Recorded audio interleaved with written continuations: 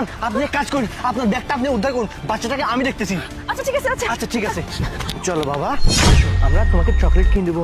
আসো বাবা, আসো, চলো যাই আমরা। আরে ম্যাডাম আপনি আবার চলে আসলেন যে? যান, আপনি ব্যাগটা উদ্ধার করুন, যান যান। না না, আমার ব্যাগের কোনো দরকার নেই। আমার বাচ্চা সবার আগে।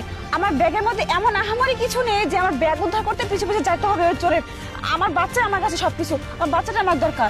আরে ম্যাডাম আপনি কেন কথা বুঝতেছেন না? আপনার ব্যাগের মধ্যে হয়তো বা আহামরি কোনো কিছু আছে, টাকা পয়সা, স্বর্ণ অলংকার, আপনার জরুরি ডকুমেন্টস, কাগজপত্র, এইসব কিছু থাকতে পারে, তাই না? আপনি যান, আমি বাচ্চাটাকে দেখতেছি, আমার কাছে দিন। শুনুন, আমার ওসব টাকা পয়সা গয়নাগাটি যা ছিল কোনো কিছুর দরকার নেই। যা গেছে গেছে, দরকার পড়ে আমি পুলিশে কমপ্লেন করব, কিন্তু আমার সন্তানকে রেখে না আমি কোথাও যাবো। আরে ভাই ওখানে জরুরি কোনো কিছু থাকতে পারে, তুই যা না, যা গিয়ে নিয়ে আয়, বাচ্চাটাকে আমার কাছে দে। আরে ভাই, কি সমস্যা আপনার? আপনি কেন আমাকে জোর করতেছেন? হ্যাঁ, আমার যা গেছে আমার গেছে, আপনার সমস্যা কি? আর শুনুন, আপনাকে দেখে তো আমার সন্দেহজনক মনে হচ্ছে। কি ধান্দা বলেন তো আপনার?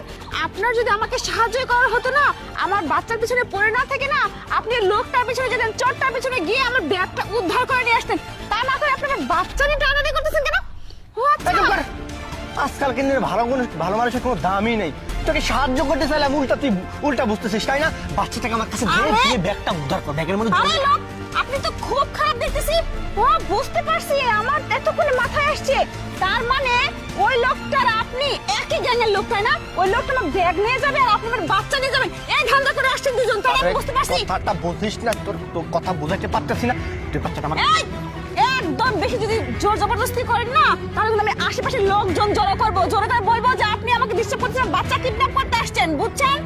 ভালো জানতে চলে যান এখান থেকে। মা এখন কি করব? কি যে করবো বাবা, ফোন, টাকা পয়সা সবই তো ব্যাগের মধ্যে ছিল, সব তো চোরটা নিয়ে গেছে। আচ্ছা ঠিক আছে, দেখি কি করা যায়, চলো। কোথায় গিয়েছিলে তোমরা? তোমাদের কখন থেকে ফোন দিচ্ছি, ফোন বন্ধ কেন?